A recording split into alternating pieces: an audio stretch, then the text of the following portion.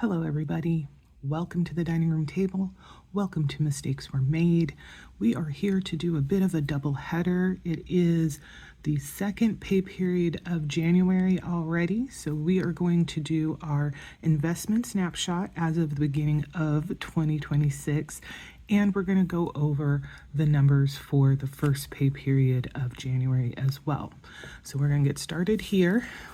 Here is what we started out the year with as far as our investments are concerned. So my rollover IRA was at $102,079.80. My Roth IRA was at $2,646.87. My new 401k is at $2,891.92, and my crypto account is down to $27.20. All told, that comes to a total of $107,645.79. So, progress is being made. For the month of December, I contributed $455 to the Roth IRA, and when we are comparing, I guess you can't technically compare because obviously we have different entities for our investments. The only real commonality, besides us having essentially opened our Roth IRAs on this around the same time, or at least started investing in them, is that we will both have the same amount that we have invested every single month, at least for right now. So not really anything new or exciting to kind of talk about or discuss with the numbers. This is just kind of where they are. I will pause to remind we are DIY investors, amateurs. We have no specific education or experience, expertise in investing. What we know is things that we have read, videos we have watched, things that we have gleaned through research. So nothing that is discussed as far as this is concerned is to be considered advice, guidance, suggestions, if it's specific to certain tactics or anything like that. I might put out there things that I do and I feel is important, but that is going to be just coming from a regular old person as it relates to how they are handling their own finances and their own investing situation. So I really recommend that you do your own reading and research and absolutely reach out to a professional that you feel you can trust and will have your best interests at heart. If you have any questions, or when you're trying to make a decision about something that is as important as, like retirement, your investing strategies and things like that. All right, so with that out of the way, Mr. M, he has company stock, and currently the value is $46,448.13. His 401k is at $213,112.66, and his Roth IRA is at $2,644.21 for a total of $262,205. Now, when you add both of these things together, you get $369,850.79, which puts us at 17.12% of our big goal of $2.16 million and 22.83% of our smaller goal of $1.62 million.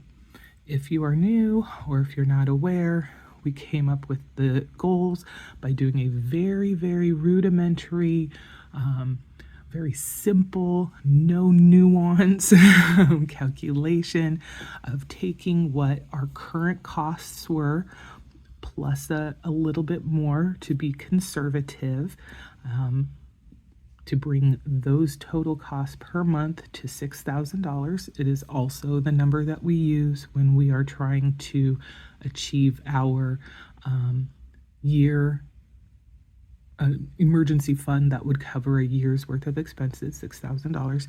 We took that, multiplied it by 12, so $72,000 a year, and then multiplied that by 30 years.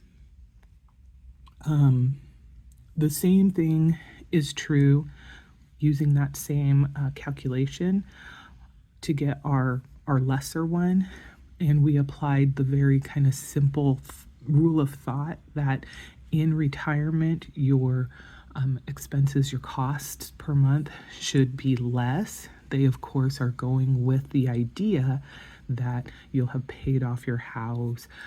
As we get older, we consume less and things like that. So they suggest to calculate what your costs will be in retirement. And these days, I don't know how accurate and helpful this is, but again, we went for something very simple, is to take your current costs and reduce them by 25%. So we took that $6,000, reduced it by 25%, which made $4,500, multiplied that by 12, and then multiplied that again by 30. So, these are goals that we want to try to achieve. I don't know if we'll get there. We have a 10-year timeline for right now for what we are hoping is going to be our retirement horizon. I will be 60 at that point. Mr. M would be 63. And if we are able to retire at that time, there will still be 4 years before Mr. M is able to pull in Social Security, because his full retirement age as far as Social Security is concerned is 67 minus 2. And we want to at least wait until then so that we can get our full benefit. But that does mean there will be 4 years that we will have to self-fund our retirement, because there will be no Social Security to help. And right now the thought is, at least for now, the first place that we would want to draw money down from would be the company stock. It is by far the most volatile holding that is in either of our portfolios. It lives and it dies by the reputation, by the actions, the rumors, anything that has to do with the company that Mr. M works for. So it is very, very sensitive to outside influence. It can raise sharply, it can fall sharply. So for us, this will be the first place that we try to pull money from to fund the early part of our retirement. When we're doing our calculations, we are, of course, taking these costs into consideration. I mean, obviously, when we did the math, it does have this in there, but we know just how volatile and sensitive this is. So it is not necessarily something we are 1,000% relying on either. Unfortunately, due to some of the rules for his work, we are not able to convert this somewhere else right at this time. Additionally, because this is part of his compensation, if I'm not mistaken, I do need to double check and make sure I'm 100% right on this, but if I'm not mistaken, he has received this with pre-tax, via pre-tax mechanisms. So if we were to try and convert this or take this, pay this out, there would be tax ramifications. And at least for right now, the best option, unless something changes and, he gets to a certain vesting point, we're looking at him pulling the money out after he's retired, so his effective income for that retirement year would be whatever this is. And because he would not have any other income coming in, he wouldn't have Social Security, and so presumably his tax liability would be smaller because this would be the bulk, if not all, of his income for the year. And so it would be more tax advantaged for us to wait until he's retired and has no actual, 9 to 5 job income coming in. Things can change, but that's kind of the plan. So yeah, that's where we're at. Slow and steady wins the race. I did have a question come into my email about why don't we try to max out our Roth IRAs. Right now, we have automated processes, so we are contributing $250 per month each, and that would get us to $3,000 just with what is in place and automatically happening. The variable amounts that we do every pay period, those are up and down. It's kind of hard for us to determine how much we're going to be contributing, but it's definitely not at this point enough to bridge the gap between that $3,000 and whatever the max is. I think for 2025, the max was $7,000 for me and $7,500 for Mr. M, or maybe it was $7,500 for me and $8,000 for Mr. M. And then this year, 2026, this is the year that I will turn 50, so I will now be eligible for having that slightly higher Roth IRA amount, that catch-up amount. So we both will be eligible to put up to $8,600 in for this year. But the main reason why we are not pushing to max that out, and we do understand we are sacrificing a fair amount by not pursuing that, is we have multiple goals we're trying to achieve, and they at this point are important enough and of equal priority to the investing that we do not want to deviate money from them.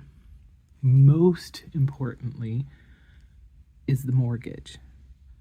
For our plan to work its best as far as retirement is concerned, we absolutely need to have our house paid off either before we retire or hopefully at the latest a year into retirement, because having that mortgage payment while we are self-funding our retirement is an extra cost. That means we're going to be pulling more out of our core, out of our retirement bucket in the early days. There'll be less to compound over the remaining years and things like that. So it is really, really critical for us to do our absolute best to pay that mortgage off. And so we would not want to deviate any monies that was going to go to that elsewhere. Additionally, we have a fair amount of deferred maintenance. So the long-term goals is still very, very important.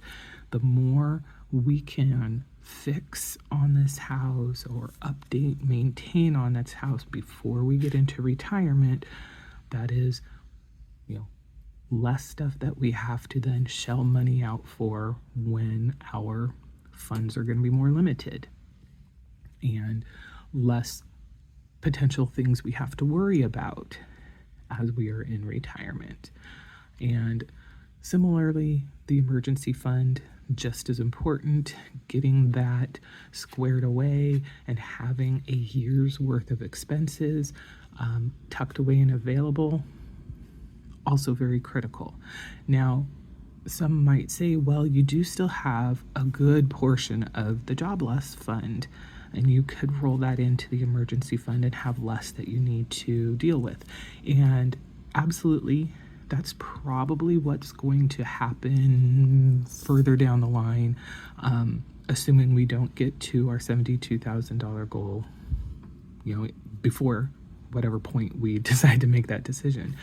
But for now, with the current economic situation, with the job market the way it is, with just everything that's going on, the fact that I'm sorry, I think we are smack dab in a recession, regardless of whether there's certain key elements that they look to determine if we're in a recession or not, and we may not have hit all of them.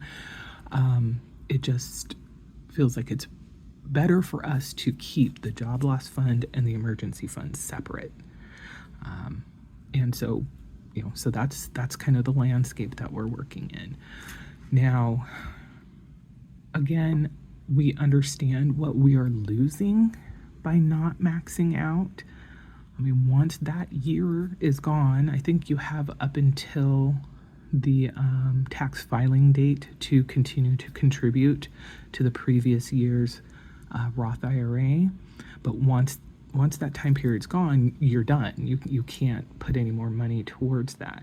So you've either missed being able to take advantage of it, or you've partially taken advantage, or not at all, or you managed to do it. So something that I did read, I don't remember where it was that I read it, was they actually recommend, if you haven't hit your limit in the new year, so here in 2026, is to put any Roth IRA contributions towards the previous year. Get as close to maxing it out as you possibly can, and then that way, whether you hit the mark or not, you've done what you could for the previous year. And then once the deadline has passed, you start working on the current year. And the thought process behind that was, as a general rule, every year you'll get some kind of raise, the cost of living raise.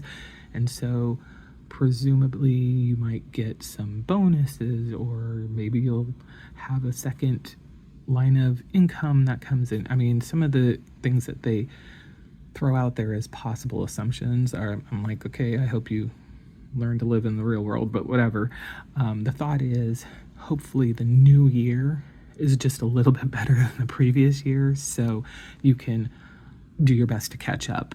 But then again, you will also have up until April of 2027 to continue to be doing contributions. So it just kind of becomes a cycle of overstepping into the new year over and over and over again.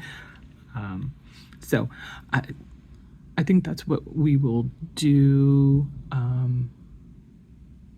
We'll see how we want to handle it. The automated process that we have, I don't think, because it is automated, I don't think there's a way for me to have that go into the 2025 bucket. I think that will just have to go into 2026. But for the variable amounts, the ones that we do with our priority, those ones we can point towards 2025 because we're doing those manually. So I guess we'll just kind of split the difference. So anyway, this year we are expecting Mr. M to have some kind of raise come in. I think he said usually it was in the first quarter, maybe around April, if not. So the plan is whatever increase he does get, half of that percentage he will direct to his 401k, and half of it will of course come through in take home. So that is what I did when I got my cost of living raise. It was just 2%, but you know what? That's bigger than zero. And that came in, I think in like October or November of 2025. And so I said, okay, I'm getting a 2% raise. I'm going to increase my contribution to my 401k by 1%. And then I would have the benefits of that other percent show up in the take-home pay. So that way I am still pushing the retirement, pushing my savings and investing forward for the long term and for the future, but I'm also still able to enjoy a little bit of a boost to the take-home pay. And the biggest goal with that thought process is we have been used to using and living under, my current wage, which is a little less easy. I gotta pause because we're having fights. Okay, Percy they're terrorizing some of the other cats. So as I was saying, my pay is fairly variable now. Before, I could be pretty certain what it was going to be every pay period.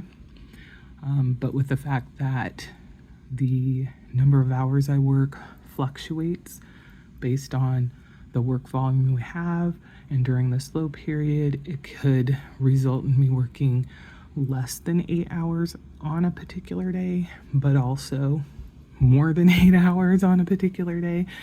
It's a little bit more difficult to put this into practice, but if I figure that as a general rule, my pay will be, I think we have my baseline is $1,550 per pay period, and we are used to working our budget, covering our costs, etc., with that dollar amount. If I have a raise, that would, and we're just going to throw numbers out here, this is not going to actually math out, that would mean my baseline would change from $1,550 per pay period to $1,600 per pay period. The best way for me to handle that would be to say, we're not going to change our spending. We're not going to change how we are doing just because we have a little bit of extra money coming in. And instead, that extra $50, we're going to put it towards paying off debt. We're going to put it towards savings, whatever is being pursued. And I think that's a great way to take advantage of some kind of raise, and doing the split method by increasing your 401k contribution while still seeing a little bit of a boost in your take-home pay is, in my opinion, the best way to get kind of the best of both worlds. Make sure you don't have lifestyle creep, and take that little bit of extra that you are seeing and put it towards your goal. Now, that's just me. That's how I would handle it. Everybody's situation is different. Some people have been living so close to the bone that an extra $25 or $50 per pay period, that is their only opportunity to now add a little bit of luxury, a little bit of breathing room to what they're doing, and it may be worth it to them to allow that lifestyle creep to come in just slightly. Other people may make the decision to, put that extra money to the things that they are trying to pursue. So anyway, that's it for the investing side. Let's move on over to the numbers. And I know that this is one of the things that people like the most, so this is for y'all that do. All right, so we are going to look over the budget for the 1st through the 15th and see how things went. Now, January is a magic month for Mr. M, so his pay was a little higher than it normally would be because we're looking at 2 paychecks having come in during this pay period. So $44.63.55. I never get a magic month, but it is what it is. So I'm at $1641.28. We had the buffer rollover from the previous month, our previous pay period. So a total of $6305.26 for our income for the pay period. Just like it's a magic month for Mr. M, it is also a magic month for our mortgage. We pay $875 every 2 weeks. The benefit of this, as I have mentioned previously, is by the end of the year, we have a full 13th payment, a full payment of $1,750 that gets applied to our mortgage. And The benefit of that is it gets applied in its entirety. An entire $1,750 is coming off of the principal, whereas during a standard month, that $1,750, some of it is interest, some of it is the escrow for our property taxes and homeowners insurance, and then some of it goes to the principal. So $1,749.99 is what that was. Investing, I don't know. I started writing the Netflix thing on there. We had the standard $250. Really no deviations. The only difference is we have a guesstimate of $140 for the water bill, and it came in at $137.61. So all told, $25.62.42 for a cost, leaving us with $3,742.84. During this pay period, we do not do anything with the emergency fund as part of the budget. So this is just the buffer rollover, putting us at $35.42.84. Now you will notice, if I can kind of move this, we have quite a few things crossed out here. As I mentioned in a previous video, we have made the decision in this new year that we are limiting what we're putting into cash envelopes. We have found throughout this process that for a lot of these things, the costs that we incur do not happen very often, and they are usually at an amount that can be easily absorbed in our cash flow. And for us, when we talked it out, we made the decision that it did not serve us as well to have these piles of cash waiting to be used, when instead they could be actively part of, if we didn't have a cost that fell into one of these crossed out items, they could then become actively part of our discretionary money left over at the end of the month or at the end of the pay period, and thus get disseminated into the various priorities, pushing those priorities just a little bit further. So what we did is, for things like birthdays, we have added on our spreadsheet those particular birthdays to their respective months and the budget that we have determined of how much we're going to spend for them. Same things for our yearly subscriptions that we were doing previously. The month that they are due, that cost, the entirety of the cost is going to come out and is already part of the budget for that particular time period, instead of taking the year to bulk it up, $13 at a time, $12 at a time, $15 at a time, whatever the amount would be. So now some of the things like dining out and entertainment we had put in as a cash thing, mainly as a limiter to help us kind of retrain our habits, to put stopping points. So here's how much we have, and once we spend it, it's gone. We're done spending in that category, sort of thing. And we have done very well with that. We don't spend much for those kinds of costs. And so we felt comfortable taking that out of the equation and instead directing anything that would fall under entertainment and dining out into our fun category. Instead of having 3, we now just have the 1, and that will be our limiter. Now, if we do find that old habits start creeping in, that we are experiencing much higher costs in some of these categories that we took out, and that basically this new plan is making us go backwards rather than maintain what we have been doing, we absolutely are flexible enough to just re-add them back in. So there is a little safety net available if we need it, but honestly, I don't think we will. Okay, that said, you probably have noticed that while pretty much everything is 1 for 1, our normal big cost item of pets has a significantly higher number over here.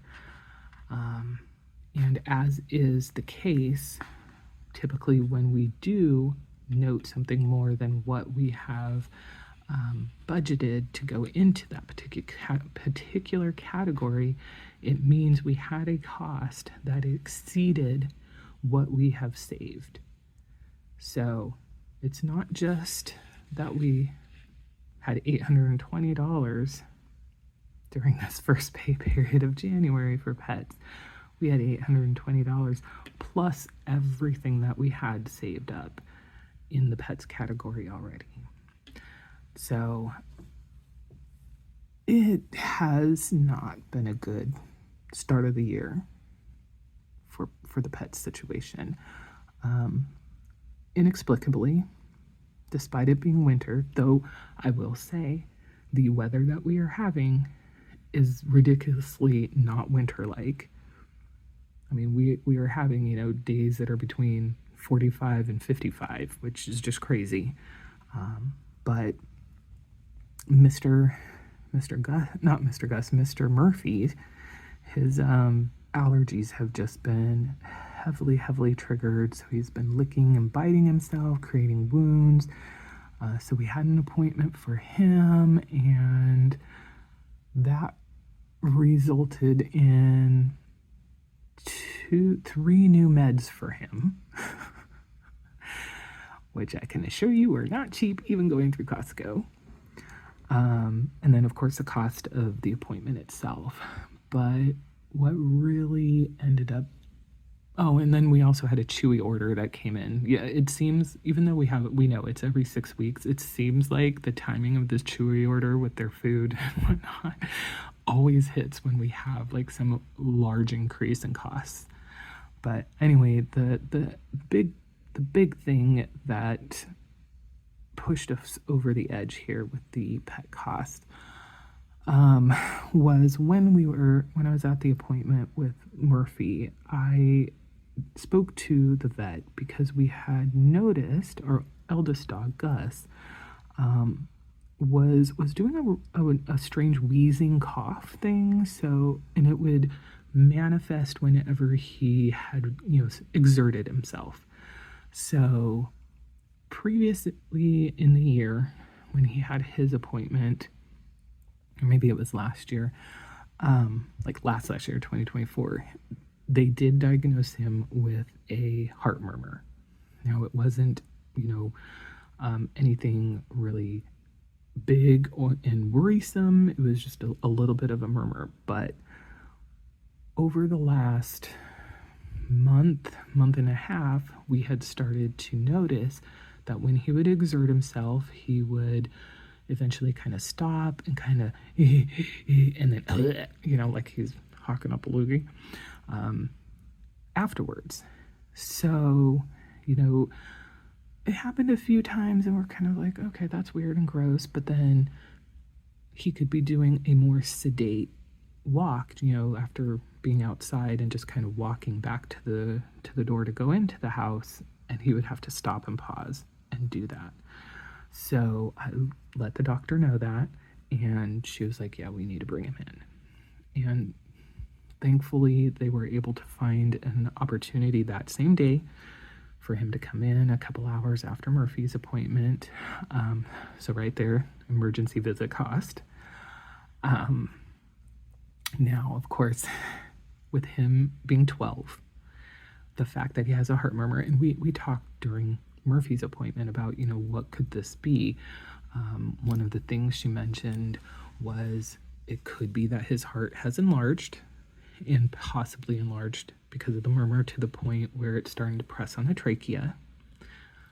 She mentioned that there is something that's can happen where the trachea has growth on the inside, so it creates the tube is smaller, so he's having more difficulty breathing through that. He could have developed a disease where the trachea will collapse, not fully or permanently, but it will temporarily collapse. That could be the issue. So basically, the thing was have him come in, they'll look him over, and they'll do some chest x-rays. And in the meantime, they said, if you can catch him while he's sleeping, that would be most ideal. But if not, get him really comfortable so he's not doing any kind of exertion, and count his breaths, full up and down. And they are looking for him particularly to be at like less than 30 breaths per minute. We couldn't get him asleep, but we did get him really super comfy, to the point where his eyes were closed, but he wasn't sleeping. And we counted him multiple times, and it was basically like 40, 42, 45. So we were already like, okay, well, obviously that's not good. So we took him in. My intention was for just me to take him in because Gus is Mr. M's baby boy. He is the first dog that we got together as a couple. I had a dog previous, but he's the first dog that we got together as a couple. He's the first dog that we got after we moved into our first house, this house that we live in. So, and he's always been kind of the apple of Mr. M's eye. So my thought initially was like, okay, if there's going to be some bad news, he might not be in the best state to deal with that and to handle it. And so I can find out, and then I can let him know, and he'll be able to process that in a place of privacy and comfort and things like that. Well, that did not go as planned when I let him know kind of what's going on, because I did have to call and say, hey, you need to give him some of the sedation meds that Murphy gets to come in. He was all over it, and he was like, I'm coming. I was like, okay. So we go to the appointment, and they look him over. He does have some growths that have developed, but when she would manipulate them and look at them, she was like, these are not anything to worry about. They're fatty pockets, except for one that she had some concerns about that was kind of near his groin area, because she couldn't get her hands all the way around it to ensure that it was external. And what she meant by that was there didn't seem to be any attachment or possibility of attachment to like an organ or anything. So she said, when we do the x-rays, we'll check that out as well. She did some manipulation stuff and was able to have him do the cough that he did, or that he'd been doing. And I was like, yep, that's exactly what he's doing, after exertion. And we talked more about, what the issue could be. She went into a little bit greater detail about, the trachea stuff and the heart enlargement and things like that. But eventually, they went, and the assistant took Gus to go do his x-ray. And it was probably 5 minutes later that she came back. And she asked, the vet to come help her with something. And Mr. M and I just looked at each other and were like, that does not seem like a good thing, because my thought was, okay, so she either doesn't know how to use the equipment and needs some help, which seems extremely unlikely, or they found something they don't like. And a few minutes later, the vet came back, and she just said, it doesn't look good.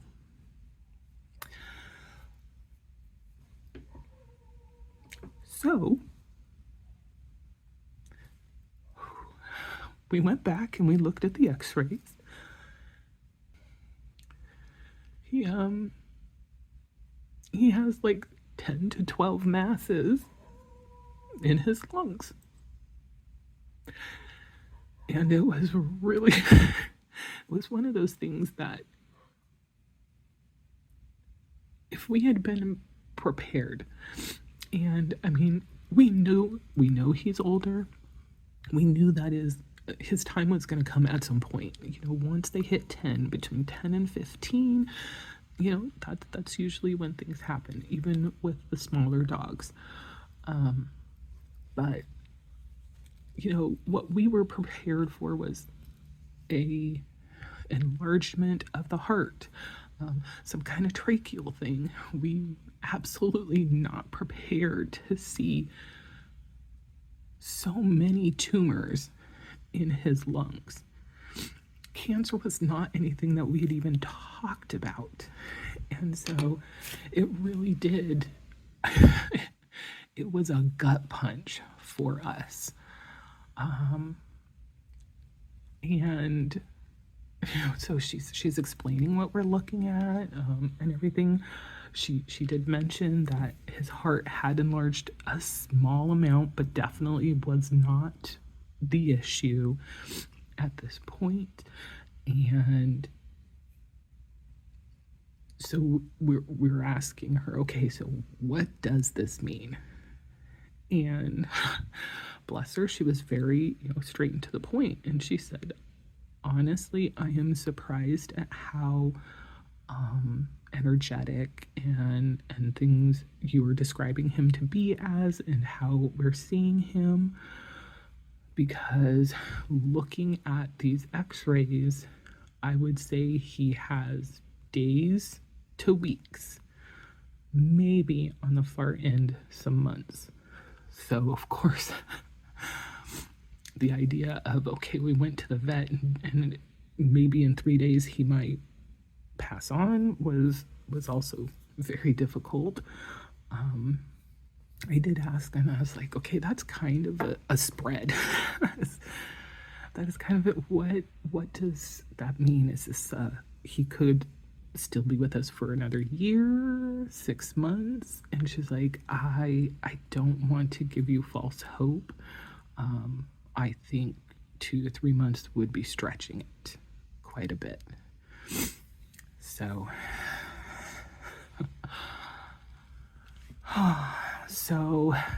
at that point, the question is, okay, well, what can we do?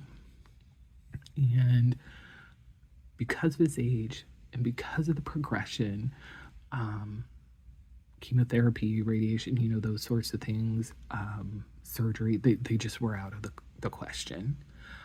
So it's mostly palliative care. What can we do to make him more comfortable? There's some meds that will help ease the cough so he's not coughing as much. She recommended some steroids, which could make the masses smaller, which would of course help ease, the tracheal issues and presumably help him feel much more comfortable. But she was very clear, it's not going to make him go away. So at the end of the day, we said we want to do whatever we can to make him as comfortable as possible in these last however long he has. We had the conversation of, you're saying that it could be days to weeks. Are we at a point where we need to make that decision of moving him on now?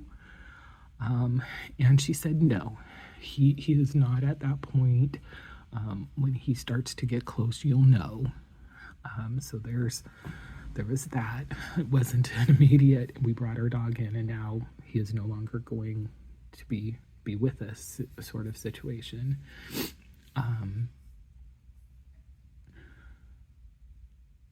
We did have some concerns because our black lab, Nixie, even though she is younger than Gus has 4 years on all of the other dogs. She really treats him kind of like her baby dog, and is always fussing at him and doing, licking his face and his mouth and all sorts of things that really drives him nuts. But, when we go and take him on a walk, if she's not, present on the walk, then she's at the house whining and howling and pacing and waiting for him to come home. Same thing if he goes to the vet or something. So we had the concern of how it might be best to help her understand him not potentially coming home. And the vet said, they do have services where they will come to your house and, help the pet pass on. And then that way, any other pets that are in the house can be there and can kind of go through that transition and understand that their brethren is no longer with them. And, initially I was thinking, okay, that might be the route that we want to take. But when we thought about it more, our dogs do not at all like having anybody else in the house. I mean, even when our parents, family members are over, they're at best tolerant, but they don't like the invasion. So then my thought is, okay, so we have some stranger come over, and the ultimate end result is their sibling is now no longer alive. Am I overthinking it, or would they make a connotation between the two? And that would make, any other visitors coming that much more stressful and difficult. And so ultimately we decided that's not going to be a route that we'll go.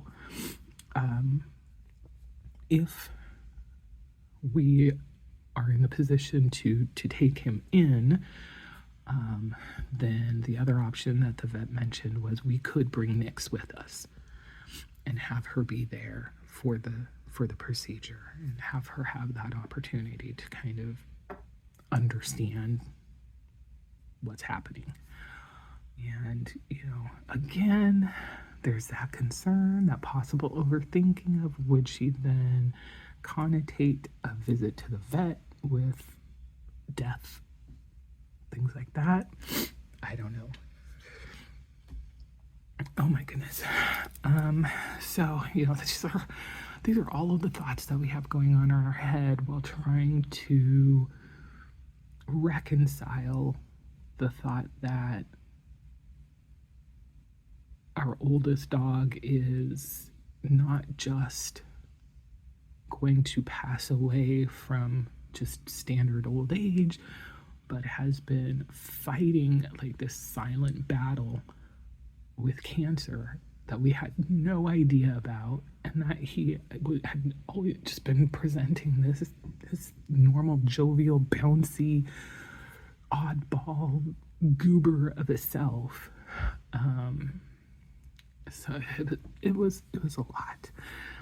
And bad news always comes with a lot of expense. So it was a very, very expensive beginning to this year, both financially and emotionally, in ye old pet category.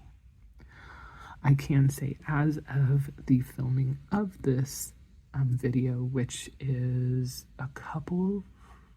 almost a couple of weeks after the appointment, he is still with us. He is doing okay. I'll be honest, I have a little bit of concern today because though he's had his cough meds, I've heard him coughing a couple of times, which giving him his coughing meds basically eliminated that cough. Whether he was running around or whatever, he wasn't doing it anymore.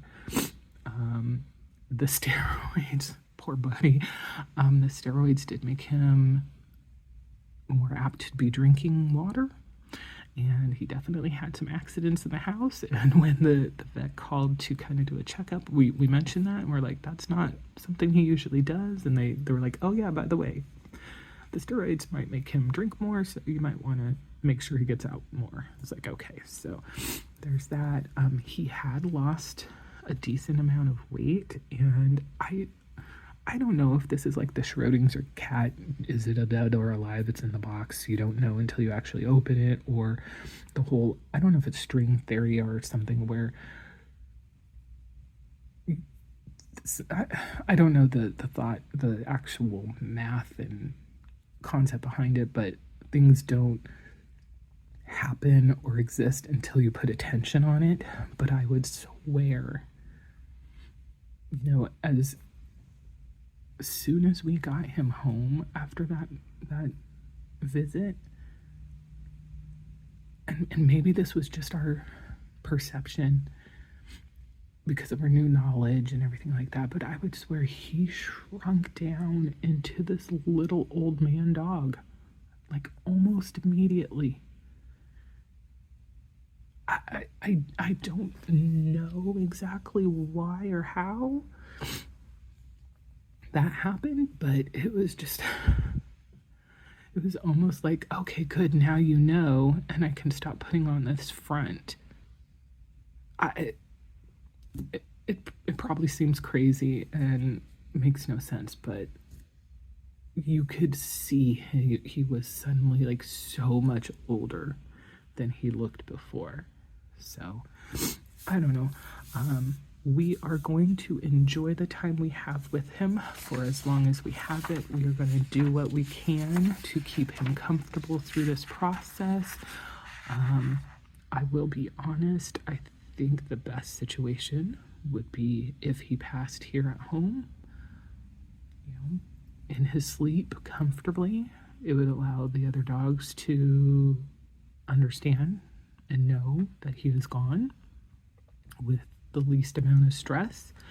It would be stressful as hell for Mr. M and I, of course, but in the grand scheme of things, I think that's probably the best option. I don't know if that's how things are going to end up, because I don't want him to be suffering in silence. So, we'll have to play it by ear, see what the rest of this month has to give to us. Hopefully he'll still be with us and in good enough health and good enough spirits to enjoy, have a quality of life that is worth continuing for a little while longer. But yeah, this 2026 so far has sucked major butt. And so there's that. We are going to move on from the depressing part of this and continue with the numbers. So, all of that means that we did have a much higher cost to our cash envelopes, and that reduced us to $2,352.55 for our remaining income. This transition just feels so weird. Oh my goodness. Okay, so moving on. We didn't have anything of note for my guilt-free spending because this was a magic month. Thank goodness it was. We had already planned to fund the remainder of the garden costs during this pay period. I had already purchased some things previous to now for the garden, and so those dollars were deducted from the $500 that we are allotting for the garden. So it was just $330 plus the $100 that just is a typical transfer for the long-term goals. And so that ended up being $430 taken out, leaving us with $1,892.55. And as we can see here, it could have been much more. And even this is based on a little lesser income expectation and a little bit higher cost in some of the budgeted amounts. But, life does not care. Life doesn't care. It is going to throw at you what it's going to throw at you. It doesn't care if you're happy about it or not, and you just kind of have to roll with the punches and do the best you can to deal with what comes up. And so that's what we're doing. Still, even with this 1892, that did result in a very significant amount available for our priorities, $378 going to the mortgage principal, the emergency fund, and our long-term goals. And then for the sinking funds, the ones that we do bulk up, car, health, house, and pets, they each got an additional $95. Our fun and frolicking got $94. The 55 cents, of course, always goes towards the buffer rollover. And we had $284 total to go to investing, which divided between the two of us was $142 each. So, as difficult as the beginning of this year has been, emotional toll, I will say this is probably the best time for it to have happened, for this to have started to come up, because with the magic month, it did help to have that extra cash flow to at least take the financial stress of everything going on out of the picture. It's definitely made me very appreciative that we managed to pay our debts off, and get our savings goals up, because, if we were still shelling money out towards debt, we might not have been in the position, even with a magic month, to absorb roughly, I think the total cost for this pay period for all of the pet stuff was about $1,500. So, if we were still shelling out money towards credit cards and car loans and things like that, we might not have been in the position to, one, have the buildup in the pet fund to cover that first $600-700. We might have had to pull money out of an emergency fund to help. And instead, we are lucky enough to have the cash flow to absorb that and still actually be able to fund more money into our emergency funds and all our other things. Now, we are at zero, except for this $95 in the pet fund. We are now back into a rebuild up mode, and very likely, as we do follow-up visits, those costs are not going to be fully deferred by any money that we have put into the pets, so it's going to come out of just our standard cash flow. But we are in a position, we usually have like $1,200-1,300 at the end of the pay period. We can absorb that. And that is a very privileged place to be, and I am so grateful that we are there, because it is stressful enough dealing with the bad news, but then to also have the financial strain on top of that, I'm glad that we are not there right now. Okay, so let's take a look at our priority totals and where we are with them. So the mortgage principal, we are currently at $218,515.34.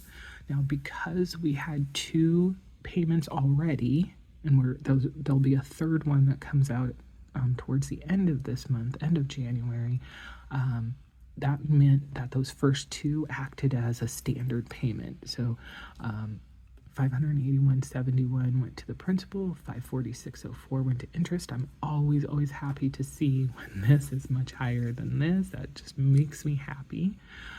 The next payment is going to be the one that in its entirety gets applied to the principal, so I'm looking forward to that.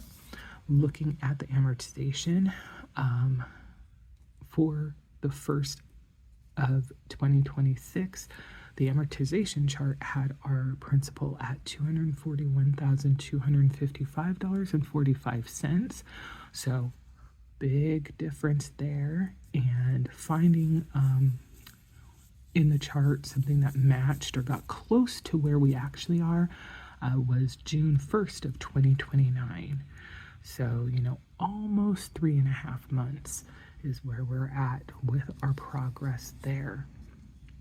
Now, because we have another payment for this month coming through, I have not filled out our tracker, but when I do the review at the end of this month, I will include that to kind of show visually the progress that we've made. Will we be able to get under 200,000 by the end of this year? I am not sure. I think we might get relatively close, maybe down to like a 205, maybe 203. It'll really depend greatly on if there's any bonuses, if what the impact of taxes is going to be on us, because so Mr. M, we are expecting the payout for his PTO to come through sometime in the next couple of months. So that would be a bit of an infusion of money that we've already discussed. We're just going to parse it out towards our priorities. I asked him, I was like, is there anything in particular you want to use that money for?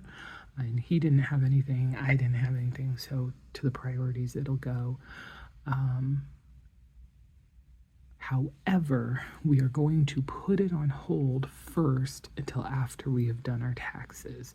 I have a real concern that I am going to have a much heavier tax burden than I normally would, because last year was just so crazy with all of the different issues. The fact that I finally got laid off, and at the beginning of the year I had to get healthcare on the marketplace, and to do that I had to kind of guesstimate what my income for the year would be, and I don't know that I guesstimated high enough.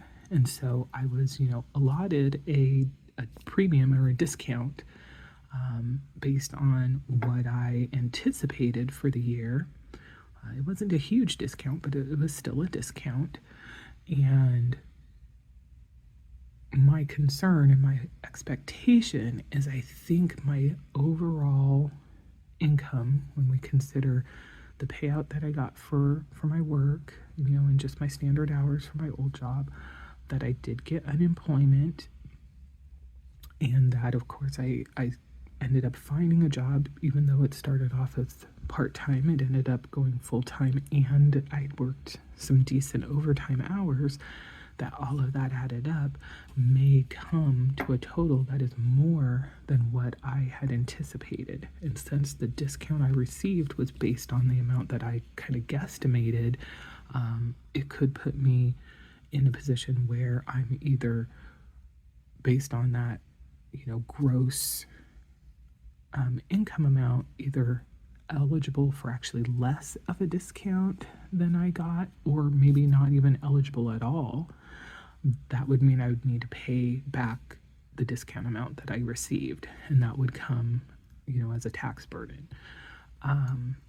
Additionally, I had no option to have a higher amount of taxes taken out of my unemployment. I would have picked something higher than the 10% federal, and I think it was 6% state that was allowed, but that was the only option. It was, don't have any taxes taken out, have just federal taken out, have just state taken out, or have both taken out. And it was a flat amount that they offered.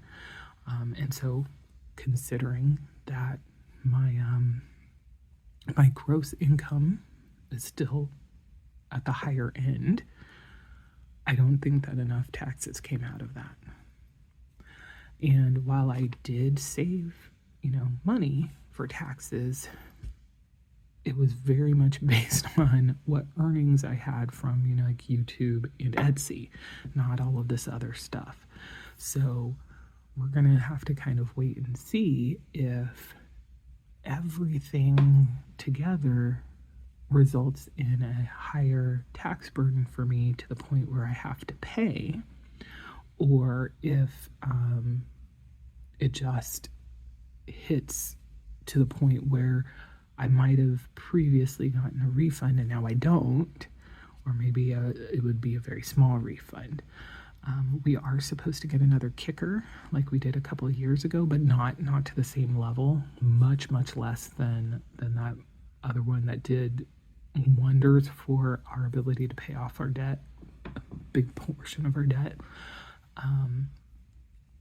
So I don't know how much, because that will show up as a tax credit. I don't know how much that will offset on the state side any additional, tax burdens that I have. But we'll have to wait and see. So the plan and the thought is, when that PTO money comes in, we'll set it aside and we'll, get our taxes done. Usually end of February, early March is when we try to get that completed, and we'll kind of see where things lie. Hopefully it means break even or get some kind of refund, but I just don't know. I don't know.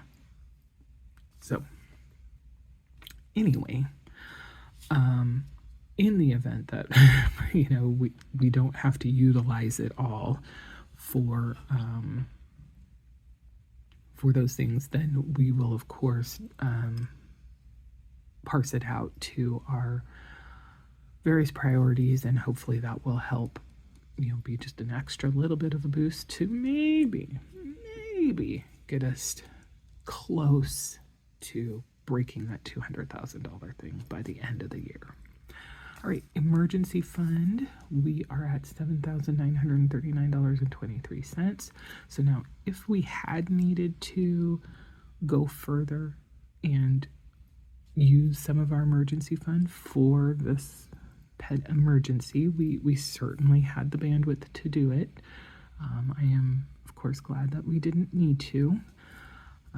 This puts us at 66.16% of our goal to get to $12,000. I didn't do the calculation of where that puts us for the ultimate goal of $72,000, but it's going to be more than 10% of the way there. And then long-term goals, we are at $5,408. So we still need to move forward with the carport situation. I mean, given the weather that we've been dealing with, it probably would have been a good time to have somebody come in and do some construction or maintenance or whatever. It is a beautiful sunny day today right now. A little chilly outside, of course, but it's crazy ridiculous, the weather here in January. So I don't know if that means maybe in a February, March, we might get hit with something nasty. Maybe even as late as April. We've had that happen before. One of our worst snow/ice storms was in a February. So yeah, we'll see. I think worst case scenario though is we don't get any kind of winter, and then the bugs are just going to be awful. So, all right, that is it. That is our investment snapshot and the first pay period of January. Next video, we will go over the second half of January. Sorry, I thought I heard something weird. Okay, second half of January, and where everything stands, and of course our visual on the mortgage process and how many bricks we have been able to fill in on our little house. So yeah, that's about it. As always, if you have any comments, questions, concerns, just want to say hi, please note those down below. I don't really have anything else left to say. So I hope you have a fantastic day. Bye for now.